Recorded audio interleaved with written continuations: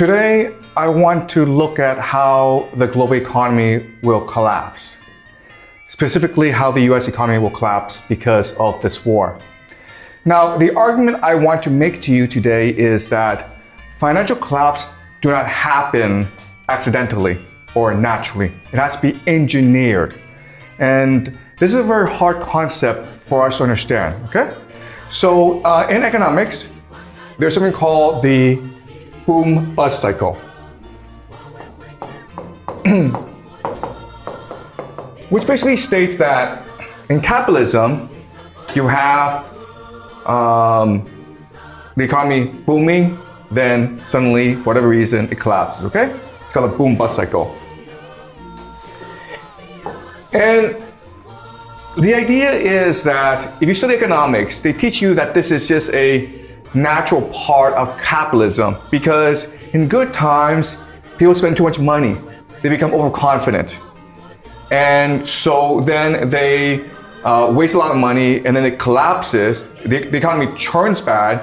And so you have to focus on being more lean and efficient and resilient. So think of, gaining weight, okay? You gain too much weight and then you feel bad, so then you lose weight. And that's the idea of the boom-bust cycle. The problem, though, is that no one can explain properly how and why suddenly the bubble pops, okay? What is the mechanism or trigger for the collapse? If you study economics, you will never ever know the answer. So we are going to focus on speculation today, okay? So again, the internet knows this, but I've never studied economics.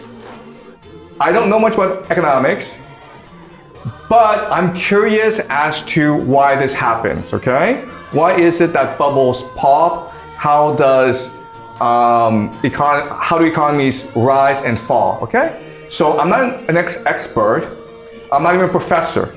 Yes, I understand. But what I do is I engage in speculation for fun, for entertainment, okay? So just see this as a fun class where we're gonna explore some fun topics that have no scholarly basis, okay? All right? So just keep this in mind, guys. All right, so let's look at very quickly the main explanation for why booms and busts happens. And this is from Andrew Ross Sorkin, who is probably the most influential financial journalist in America. And he wrote a book called 1929, which looks at the stock market collapse of 1929, and he offers a very good explanation as to why it happened. Okay, so Amber, could you read for me, please? Of course. Lengthy, uninterrupted booms like the one in the 1920s produce a collective delusion. Optimism becomes a drug or a religion or some combination of both. People lose their ability to calculate risk and distinguish between good ideas and bad ones. Okay, so again, this is a standard explanation for why there's a bubble burst, because it's delusional and then it's like you fly too high, okay? But you're not supposed to fly, so then you fall down to the ground eventually. It's just gravity, okay? The idea of gravity. But what I want to show you today is there's actually another explanation, which is this is all being engineered. There are people behind the scenes who have the power to cause economies to rise and to fall, okay? So let me give you an example of this. All right, let's just say you're a bank. All right, you're a bank. And your job is to take those money, save it, and then use it properly in order to promote the economy, okay? So let's just say we put $1 million into the bank, okay? And what does the bank do with it? The bank then lends it out to entrepreneurs, right? So maybe I want to start a restaurant, and so I borrow $1 million from the bank, okay? Question, how much money is in the bank now? It's a zero, right? Okay, that's just math, guys. Look, if I take in $1 million and I lend it out $1 million, I should have zero, because that's just basic math. But that's not the answer. The actual answer is $2 million. And what you need to understand is that each bank has the ability to print its own money. And the bank is a mechanism for liquidity in the economy, okay? And this is a great illusion. This is a delusion, okay? Behind the economy, where money is just an idea, it's a concept, it's a collective hallucination. All right? Now, but the problem is there are thousands, tens of thousands of banks everywhere. So how do they know how to coordinate together? Okay? And this is something else you need to understand about the system. There's actually something called a signaling mechanism.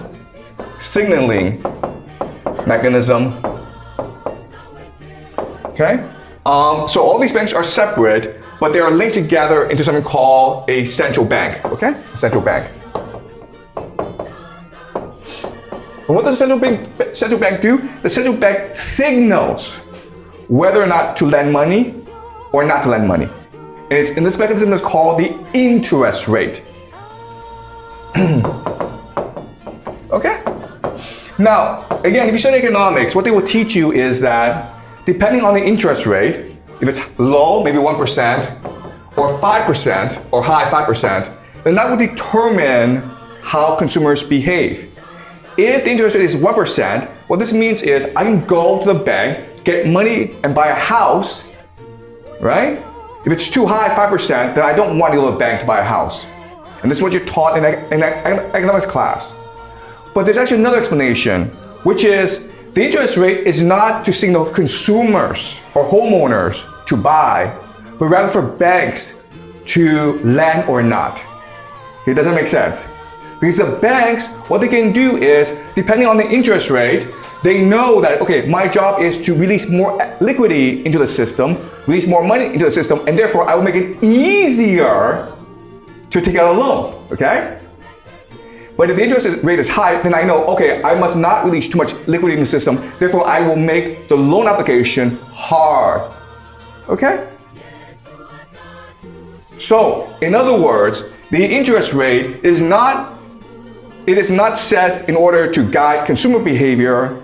It is set in order to coordinate liquidity in the marketplace. Okay, does that make sense? Okay, so these are two very curious aspects of this system that people don't really understand. So, in order to understand the system, I will explain to you how the world works, okay? And I explained this before, but I want to summarize and apply it to this scenario, okay? So, the first thing to understand is that we live in Plato's cave. Okay? Meaning that we're all chained to the floor and we're all watching a screen. And behind is this great fire where the elite create puppets so that we can collectively hallucinate our own reality. All right? And this mechanism that allows us to coordinate our imagination is, of course, called money. Right? So think of money as God, right? And so what money is doing is it's focusing our minds in a certain way that creates our reality. All right? So remember this idea and keep this in mind. Okay, so because of this concept, this allows us to create the world that we live in today. Okay? So remember how the world is structured. You have the empire, but then you have the game masters. Who are the game masters? They're the people in finance. Okay, and this includes Bank of International Settlements, World Bank, International Monetary Fund, Wall Street, City of London. Okay, so these are different financial organizations that coordinate together, and they are the game masters. And what they do is they control how US dollars, which is the currency of this game, they control how US dollars moves around the system, okay? So USD. And this creates, of course, the global economy. But you cannot allow people to think that they're actually a set of people manipulating this game, because then people will think this is not fair, it's not transparent, right? It's not a clean game. So what you do is you create multilateral organizations called the rules-based international order, like the WTO, UN, and you make them believe that, oh, it's these impartial organizations that actually control the game. So it's fair and it's transparent and it's accountable to the people, okay? And then you reinforce this using media, education, and culture. And together, these three will create the values and norms that make us believe that this is a fair, open, and transparent game in which we can all win, okay? So that when there's a collapse, it's not because there are people engineering this collapse behind the scenes, it's because it's a law of gravity. This just happens naturally in this game. It's no one's fault. It's just like we were too lazy and corrupt, okay? All right, so certain things to remember about the system is that this system is not as clean as you think because there are opposing forces to it. All right, and these opposing forces are forces such as nationalism, okay, or ethnic identity. Then you have social democracy, individual rights, right? And then of course you have religion. All right, so there are these countervailing forces that try to break apart the system.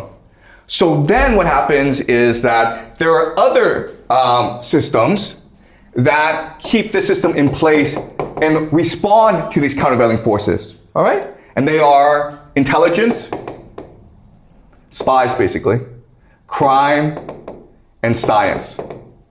And behind these three forces are three sets of powerful institutions, okay? These are transnational capital,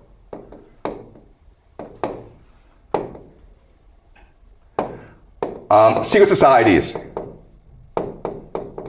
and the last is elite families, okay? Some people call them the Illuminati, okay? It doesn't matter, all right? So this is how the world works. And underpinning this elite is something called the occult, which we'll study later on, okay? All right, so certain things that stand out about the system that you may notice is, hey guys, look.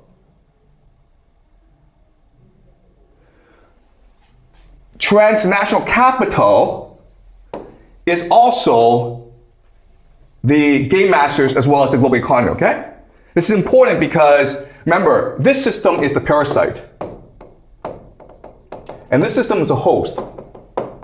So transnational capital is both the parasite as well as the host. It's both the game master as well as the player. Okay? So this obviously leads to a lot of corruption. So then the question then is, how do we get this system? Where did this system come from? So let me go into some history, okay? So the year is 1688. And in Britain, that's something called the Glorious Revolution. Think of the Glorious Revolution as a marriage between two empires, the British Empire and the Dutch Republic, okay? England and Dutch Republic. But at this point in history, 1688, the Dutch Republic is the richest area of the world because it controls the spice trade. In this time in history, spice is the most valuable commodity. The problem with the Dutch Republic is that it cannot defend itself in Europe, okay? It's easily invaded. It's also Protestant. So, and they are being attacked by the Catholics, Catholic France, the Catholic Church, as well as the Habsburgs, the Holy Roman Empire. So what they agree to do is they agree to combine their forces. All right, so what happens is the wealth of the Dutch Republic goes to England, all right, and creates something called, in 1694, the Bank of England. Okay, So this is a private bank that is not accountable to the public. What it does is this. It prints money, and then who buys it? Parliament buys it. Okay? And this is a massive innovation that allows the British Empire to conquer the world. Because before, if you're rich, if you lent your money to a king to fight wars, that was dangerous because the king could die, or the king could lose the war, or the king could not pay you back, okay?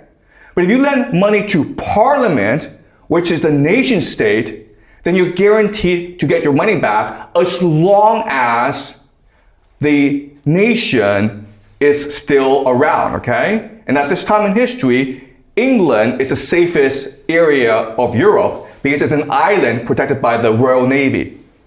All right? Okay, so this is an innovation that forever changes human history. And there are three major characteristics of this system, okay?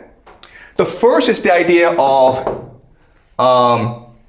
profits are privatized. Losses are socialized. If you're a rich person in the world, you want to put your money in the Bank of England because there's no way the Bank of England loses money. If England goes fight a war and it loses, England pays for it. But if it wins the war, then you get the money for it. Okay? So this is the first concept you need to understand. All profits are privatized. All losses are socialized, picked up by the nation state, the people. That's the first thing. Second thing is, in the system, the way you generate wealth is through activity. And what does that mean? It means wars, right? So if I give you money, you have to go do something with it. You have to go make more profit. And the way you do that is through fighting wars. And that's why the British Empire started to expand very quickly around the world, because it needed to generate profits for the bankers. Okay? So this includes, of course, the Napoleonic Wars, 7 of them. It includes something called the Great Game, a war between Russia and Britain for control of Central Asia. And also India, the conquest of India, and then the conquest of China, okay? Okay? Does it make sense? The Opium Wars. All right? So, profits. So, the second characteristic is that you're always creating more activity. All right? Okay. And the third thing is it's transnationalism. Okay? Open borders. So it believes that capital should be able to move around from place to place. It needs to build systems in order to move capital from place to place. Okay? And the last thing I want to talk about is, okay, this is great for the bankers, but the people look at this and they think that this is an unfair system, which it is, right? So now you have to brainwash the people into believing this is a fair system. And that's why you create a new idea called materialism, or money is God. And so what was happening was that transnational capital, Bank of England, was sponsoring major intellectuals to come up with the major ideologies to support the idea that money is God, okay? And these include, John Locke, who argued that private property is a God-given right, okay? It is an inherent right, as much as freedom, as much as happiness, okay? And he's the founder of a theory called empiricism. And empiricism states that we can only know what we ourselves experience. It is not feasible, it is not practical to try to come up with a theory of the world beyond our experience. So don't think about God, because God is beyond our experience, okay? Then you have someone named David Hume. Okay, David Hume. And David Hume argue for skepticism. And skepticism just says that everything that you know is actually not valid. Because what you know is just based on your belief, okay? So Rome is the capital of Italy. Have you been to Rome? Probably not, okay? So where do you learn this? You learn this in school by memorizing this fact. So basically, we should be skeptical of everything we know, because most of the stuff we know is either custom or habit, okay? So that's the idea of skepticism. So now the problem is, okay, skepticism and empiricism just means that we don't really know anything, and God doesn't really exist. So how can we design society? And so this creates a new idea called utilitarianism.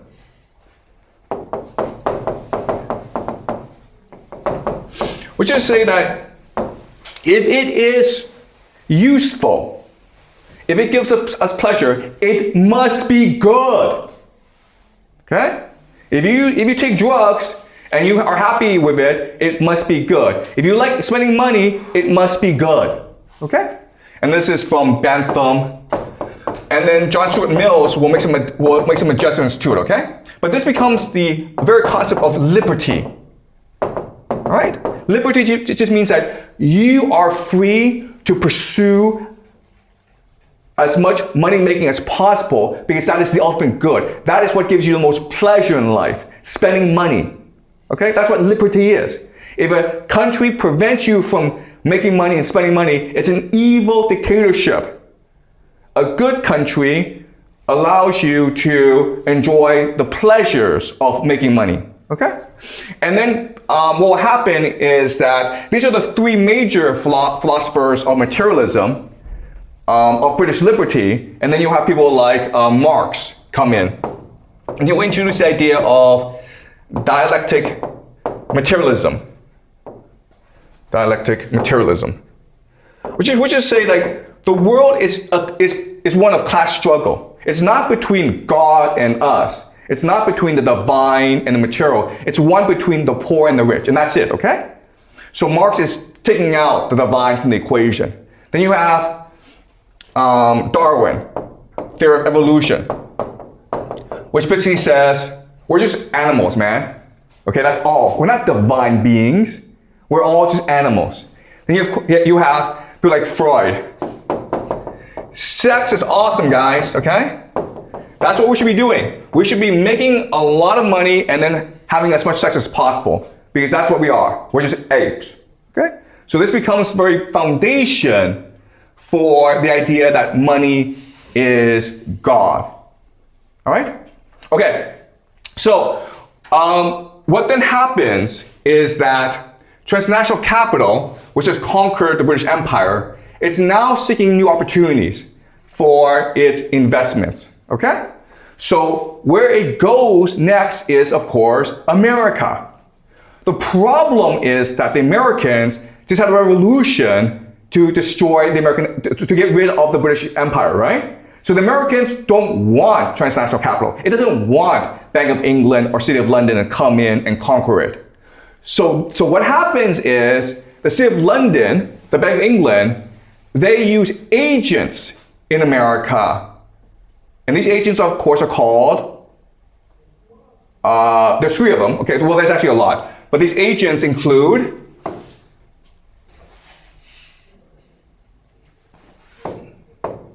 John Rockefeller,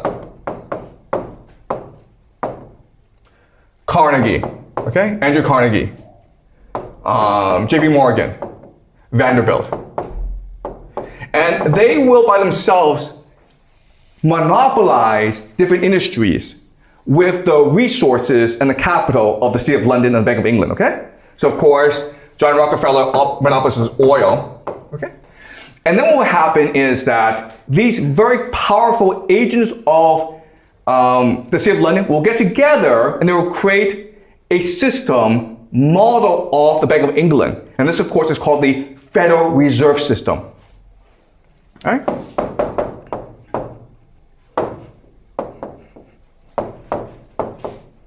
1914. And strangely enough, after the Federal Reserve System is created, three things happen, right? The first is that America enters World War I. Then you have the 1929 stock market collapse, followed by the Great Depression. And then 1941, America joins World War II. Okay, do you understand?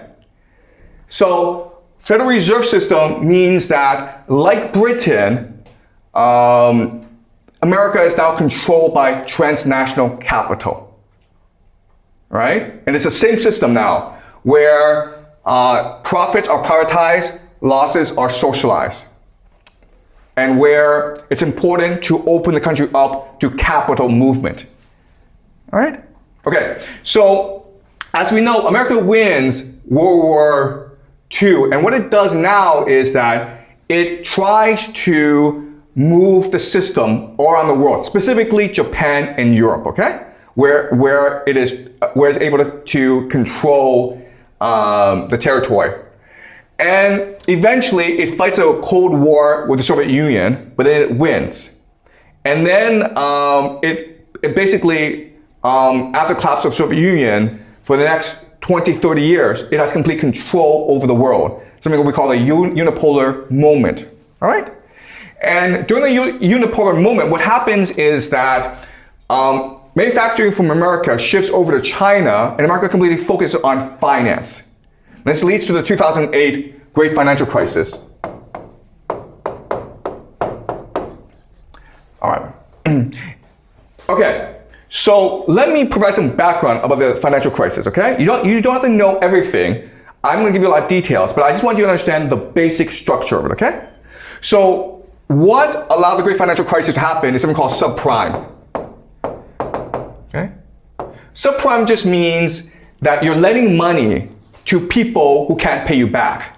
Okay? In this context, it's lending money to poor people to buy homes. And before, banks didn't want to do that. Okay? But there are certain things that happen to make subprime happen. Okay? So the first thing is that Bill Clinton, he really wanted to increase minority ownership of homes. Okay, he wanted black people to buy more homes. But again, black people were historically poor, so the banks didn't really lend money to them.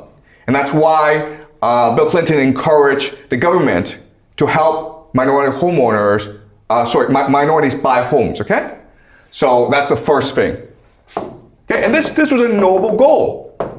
The second thing that happened, which is more important, is in 1999, Bill Clinton repealed something called the Glass-Steagall Act. And what is this? The Glass-Steagall Act just said that if you are a bank and you take money from depositors, you cannot engage in risky lending, okay?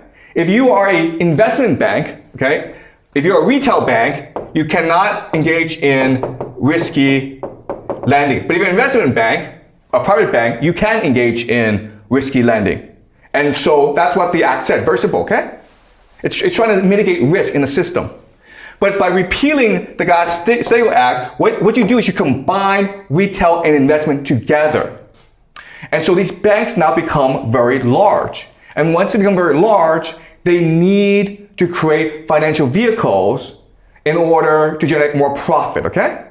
And at the same time, what's happening is that because America has the unipolar moment, everyone wants to invest in America because they think America is the safest place to put your money, okay? So this includes the GCC, the China, Europe and its pension funds, and also Japan. Okay? Japan is investing in America because of something called the yen carry trade. And this is one of the dumbest things in the world, because at this time in history, Japan is suffering from deflation, right? No one's spending any money. So what the government does is that it lends money out to institutions at 0% interest. Okay? Now the institutions are supposed to take this money and promote more liquidity in the system. But instead what they do is they take this money and use it to borrow or buy US treasuries, which provide 5%. pay, okay? So you're borrowing money at 0% and then lending it out at 5%. And it's something called the yen carry trade, okay? It's one of the dumbest things in the world. We won't go into it, but again, there's massive money coming into the US financial markets, and they need to create more investment vehicles for investors, okay? And they create something called the CDOs, which means collateral debt obligations, okay? But basically it just means subprime, all right? The idea is that mortgages are a good investment because people have to pay a monthly mortgage, right? Therefore, you're guaranteed certain money at the end of the month, okay? The problem, of course, is subprime could lead to default, okay? But at this time in history, no one was concerned about default because of the idea of too big to fail. Which means that, look, the system is structured so that everyone is involved. And if these homeowners default, and the banks default, then the entire economy collapses. Okay? So the idea is too big to fail. The system will keep on going because if a certain percentage of homeowners were to default, the entire housing market would collapse. Okay? Does it make sense, guys? All right? So this is one big Ponzi scheme. But we know for a fact that in 2008, this system collapsed. And for the longest time, what we believed is it's because the defaults were too many. They were too much. And so the system had to collapse. But if you look at what happened, what you will discover is that's not true, okay? The banks could just choose to roll over the default, okay? Meaning, okay, you owe me $1,000, right? For the mortgage, but you can't pay me. What do? Well, I say, pay me back next month, right? You're like, next month you can't pay me back? Don't worry, pay me back the month after, okay? I can have the system keep on going. Because remember, this system, this money is just based on an illusion. Does it make sense, guys? All right. But it collapsed, okay? So that's something that we're gonna look at today. All right, so as you can see from this map, this chart, at first what was happening was that the government was the one issuing out loans, okay? So the government is basically light blue. But then because this industry was so profitable, private banks started to come in and issue their own loans. And these became very risky loans, okay? And this led, of course, to 2008, when the entire thing collapsed. Okay, all right. So the big question is, why did the financial market collapse? So this is the CDO issuance, okay? As you can see, it's generating a lot of money for these private banks. And then suddenly, in 2008, there's this massive default, it collapses. The question is, why did this happen? And again, you're taught in economics class, this is just a law of gravity, okay? If you go too high, you're gonna fall. But what people don't tell you is this. There are actually people who made a lot of money because of the collapse. John Paulson. How much money did he make in this collapse? $20 billion, guys. That's a lot of money. $20 billion. How did he make his money? He made his money by betting that the house market would collapse. You understand what happened? Okay? So think about this. Okay, I lend $1 million to Amber, okay? And every month you have to pay back $10,000. But then suddenly you can't pay me back, right? But if I tell you, Amber, you can't pay me back, you have to give me your home, okay? Then I lose my investment in you, right? So I don't do that. I keep on letting you live in the house, pretend that you can pay me back even though you can't pay me back. But then Vincent says to me, hey, Mr. Jiang, I bet you that Amber will not default on her loan because she hasn't defaulted in the past 10 years. I say to Vincent, how much do you want to bet me? And he's like, $500,000. Okay, he's so confident that you will not default, right? So I say, sure, Vincent, I'll take this bet with you, right? Now what do? Now I make you default, because now I can make $1 million from Vincent. And that's how it worked, guys. You think it's a very complicated thing. It's not. It's all a giant scam, because only a few people control the entire system. This is how you make $20 billion in this game, okay? There are stupid people buying mortgages from you, right? But then you have even more stupid people who bet that you will not default on these mortgages. And so you take your money from the stupidest people. And that's why the system collapsed. Because you can make more money from collapsing the system than just letting it go on. Okay? This is John Paulson. This is Jamie Dimon. And he also profited from the bank collapse. Why? Because when these banks collapse, you can start to consolidate the banking industry. Okay? So JP Morgan started to buy these other banks that were losing money. And then JP Morgan now is the largest bank in America. All right? Also, guys, look at this. Before 2008, most homes were actually owned by individuals, okay? This is 2008, okay? So the gray are just individuals. They might have one home, they might have 10 homes, okay? But they're basically individuals. The blue are those who own more than 1,000 houses. And then the dark blue are those big banks that own like 100,000 of homes, okay? So before 2008, you can see like most people were in the gray, okay? These are just individuals. But then at the collapse, you see the blue and the dark blue go way up. Why? Because these homeowners lost their homes. And so these banks and these companies can come in and buy them on the cheap. Doesn't make sense. So the great financial crisis of 2008 destroyed millions of lives, but it made it profitable for a few powerful individuals and institutions. Okay? Right. A major consequence. So then you're like, okay, no, Mr. Jiang, you don't get it. It's gravity. Eventually, a bubble has to collapse. Well, okay, today we have two bubbles. We have something called the private equity bubble, private credit bubble, okay, where private banks lend money to private companies. And people say it's $2 trillion. And it hasn't collapsed yet. Why? Because the private banks allow the private companies who are losing money to keep on going. You understand? The private banks don't come and say, hey, you guys are losing money, you should declare bankruptcy, and I'll take whatever you have. Why? Because they would lose a lot of money that way. Okay, do you understand this idea? These bubbles can keep on going forever. They don't have to collapse. Another big bubble today is something called the AI bubble, right?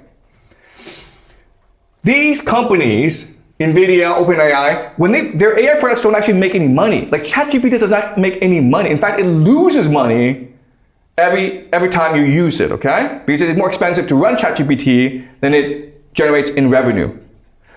And it's a huge bubble, but why doesn't it collapse? Because these are just a few companies lending money to each other, okay?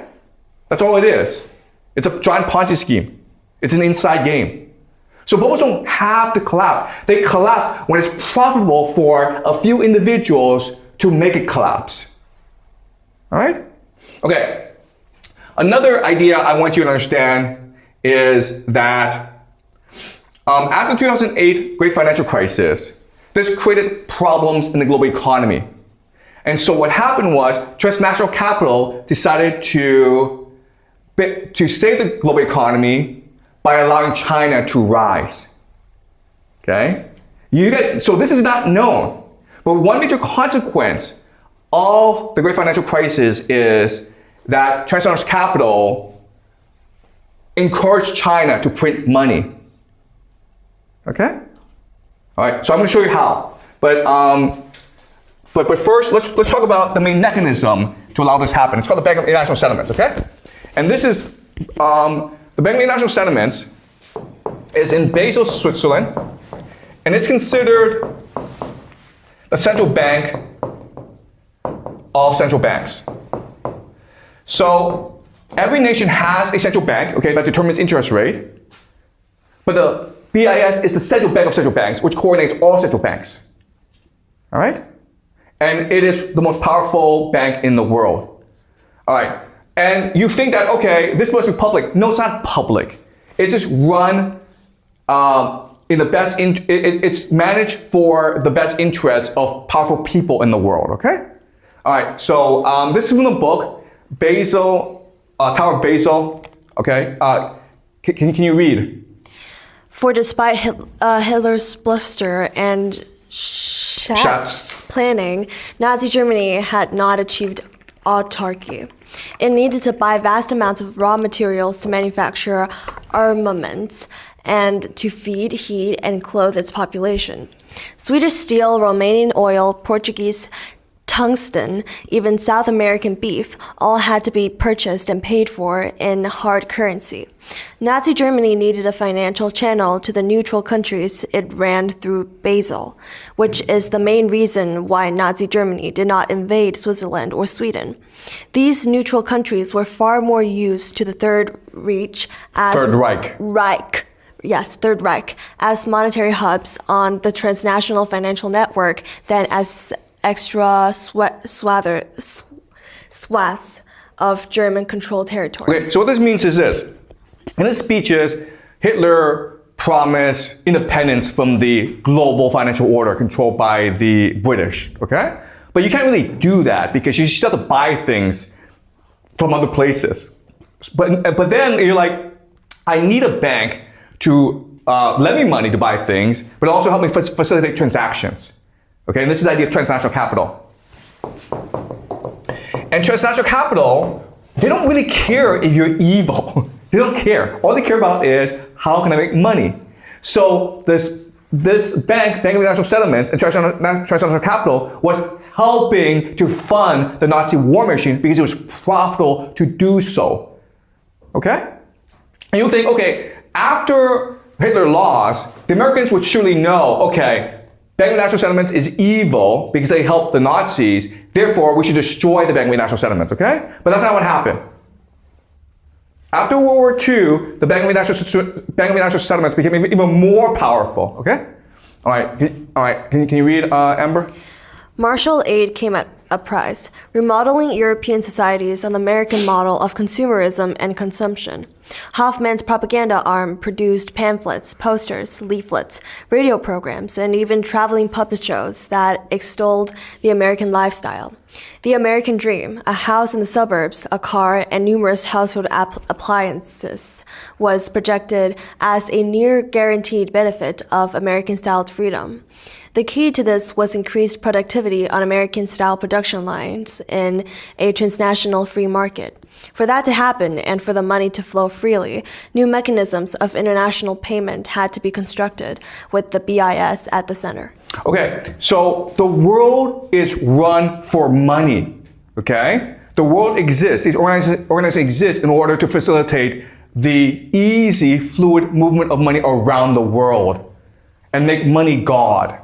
Okay? So after 2008, the Bank of International Settlements had a problem in that the global economy was slowing down. Europe had lost a lot of money, America had lost a lot of money. So their solution was, let's shift the center of gravity from America and Europe to China. And you're like, okay, how do you do that then? You do that with something called the exchange rate. Okay? Exchange rate is very simple. Renminbi to USD. Okay?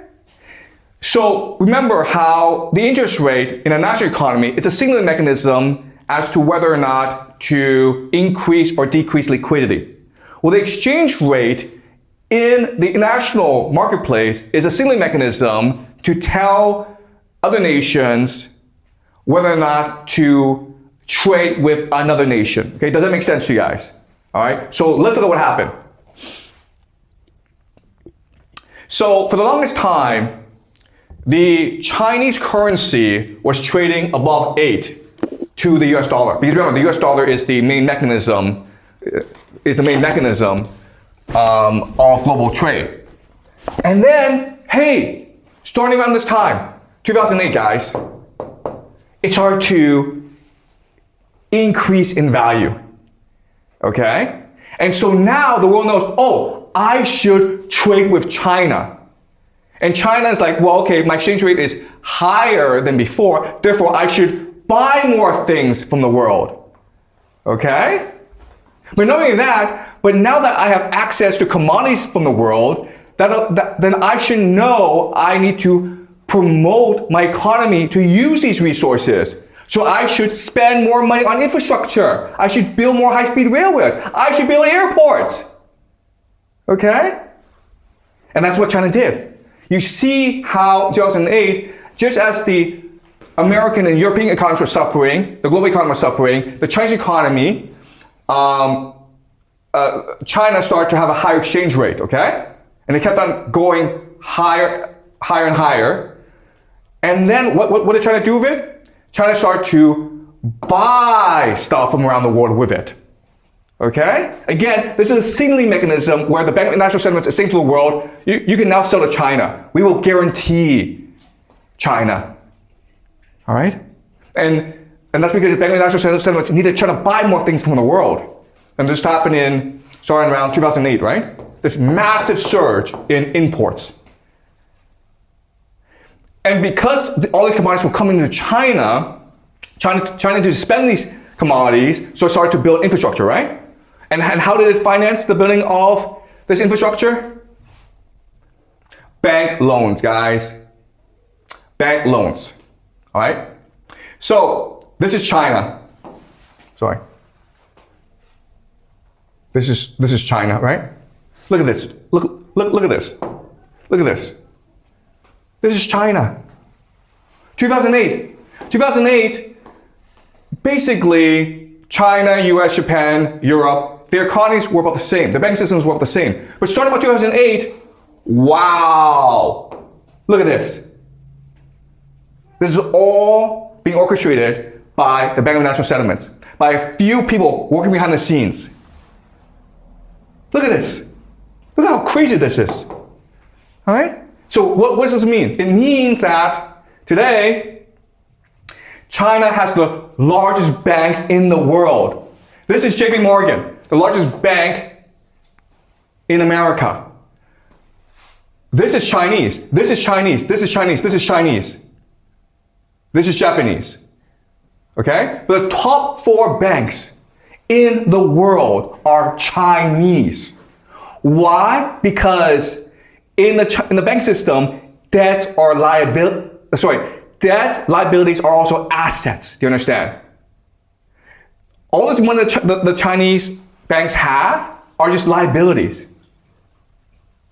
Okay? So this is how the system works. It's all just an illusion. The thing about the Chinese system that prevents it from imploding is the fact that all debt in China is localized instead of nationalized. All right, so even though these Chinese banks are heavily in debt, they're in debt in local areas, not national areas. Okay, and all this means is that the Bank of China does not have that much debt relative to, say, the Bank of Japan. Okay, so debt in Japan is nationalized, debt in China is localized. Right? Okay, so another major consequence of China, the growth of the Chinese banking system is that China started to export its goods around the world more, okay? So as you can see, in the year 2000, America really dominated the world in manufacture export, okay? But by the year 2024, look, it's basically the entire world is buying Chinese exports, all right? And so this is a deliberate strategy of China's national capital to move the center of economic gravity from the United States to China. And but the problem with China, the reason why China has not become the hegemon, is that China's not interested in being the hegemon. In other words, military power.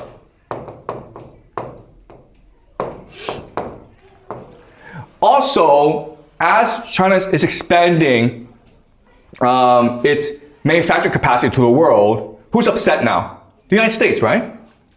And so what the United States does is it imposes tariffs. Okay? Doesn't make sense. All right. So, in other words, okay, even though, in theory, the theory is that the goal of the bankers is to maintain the game, okay? That's all they care about. So they want to switch from America to China. But it didn't really work because China doesn't really want to take the responsibility of being the global reserve currency as well as having military bases overseas, all right? So China doesn't want to do this, and America won't let China do this. So your only option now is Israel, okay? And that's why I believe that this war in Iran, what it will do is shift the center of gravity from America to Israel, because Israel wants to be the center of the world, not China. Okay, does that make sense, guys? All right, the other thing you have to understand is that for this to happen though, transnational capital needs to first collapse the American economy. And there are different ways they can do that, right? They can collapse the private credit bubble, they can collapse the AI bubble, they can collapse both at the same time. And why would they want to do that? Because as a banker, as transnational capital, you make your money through activity, right? When people go and do stuff, whether it's entrepreneurship or starting wars, but they have to go do stuff. And right now, America has a lot of problems, okay? So let's look at America's problems. First is aging, where the elite are now older and older. Therefore, they are less active, they are less energetic, they're less entrepreneurial, okay? Then you have something called quantitative easing, which is like too much money in the system. If you have too much money in the system, then people do stupid things like gamble, okay? All right? And the last problem of America is you can't win wars. Okay? Like this Iran situation is showing that the American military is not as strong as you think it is. So if you're transnational capital, you see these three things, okay? The population is getting too old. There's too much money around, so people will do stupid things like gambling. And the American military is not that great. Then you're going to shift your capital from America overseas, okay? But before you do that, what you want to do is engineer a financial crisis so that you can make as much money as possible, just like the 2008 financial crisis, okay? So we don't know when it will happen, but we can be sure that it will happen. It will be suddenly, okay? Okay, does that make sense, guys? Now, you're like, wait a minute here. Why would Trump and the Americans allow this to happen? They must know this is coming. And the answer is because it is in the long-term best interest of America for the economy to collapse and for transnational capital to go elsewhere. And this is something we'll discuss next class, okay? What the long-term American strategy is. Transnational capital is leaving America, and then Americans are like, oh my God, Bank of England, City of London, these parasites are leaving? Thank you, get out of here, man, okay? And what will happen is once they leave, America will plot a much brighter future. And it's something we'll discuss next class. But any questions? Yep. So seems like that America is in a disadvantaged situation, but they know what they are doing and they're just sending parasites outside of their country and having a more long-term benefit. Is that right? Okay, so this is something we'll discuss next class, okay? But this is not a deliberate strategy, all right? Because if you think about it, economic collapse will destroy a lot of wealth in America. It will probably create conditions for civil war in America. It will create a lot of pain. But there are certain people, for example, Donald Trump, who believe that this pain is necessary in order for America to become great again, okay? He said his motto is what? Make America great again. And how do you do that? You get rid of these parasites. But to get rid of parasites, guys, it's a painful process. It's like a cancer, right? Have you guys been through cancer treatment? It's painful. Chemotherapy, they do surgery on you. You have to like eat this, crappy food all the time. It's a painful process, okay? So transnational capital, it's a parasitic force, it's a cancer on the American host. They have to get rid of it, but it's gonna be a very painful process. That's gonna take a long time, years, possibly decades, okay? Yeah, Amber? Thank you. So if transnational capital is leaving America, then how would you think this shift would impact the global economy? Or would it at all? Yeah, okay. All right. Yeah, all right, so this is something we'll discuss later on, okay? But let me just show you how this shift happens. All right, so right now you're in America. And the best place for you to shift is Israel, okay? Why? Because you're interested in activity, okay? You're interested in putting your money in a place where it's gonna grow, right? And why is Israel growing? Well, because of the Greater Israel Project. Right? They want to conquer the Middle East, but then it has to rebuild, right? After the war, rebuilding. And then what it's going to do is become the hub of global trade, right? Because Israel controls Africa. And this is something we'll discuss next class, okay? So this is why you want to invest in Israel, for these three reasons. Why? Because they're going to keep on fighting wars to achieve the Greater Israel Project. Wars are profitable. Wars are the most profitable enterprise in the world, okay? Second is that they have to rebuild after all this destruction, so they need capital. And the third is they will control global trade because of the location, okay? So this is why Israel is a smart investment for transnational capital. I'm not talking about like us, okay, with like $1,000. I'm talking like trillions of dollars will probably go into Israel. All right, so to leave America, what you want is a stock market collapse, okay? An economic collapse. Why? Because economic collapse not only allows you to leave with as much money as possible, but also allows you to buy up distressed assets.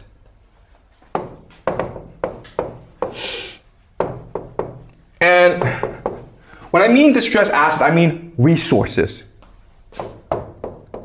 which include water, oil, okay? So you want to create as much damage as possible because then it's easier for you to buy up these resources. And okay, does that make sense? All right? So these guys plan decades ahead. But transnational capital, what they do is they're trying to create as much chaos as possible because in chaos, there's profit. Like if everyone's sitting around doing nothing, you can't make any money, okay? But if people are fighting each other, if there's blood on the streets, you can make a lot of money, right? Does that make sense? Yeah. Okay. Any more questions, guys? Okay, so we'll talk about what happens after this financial shift next class, okay?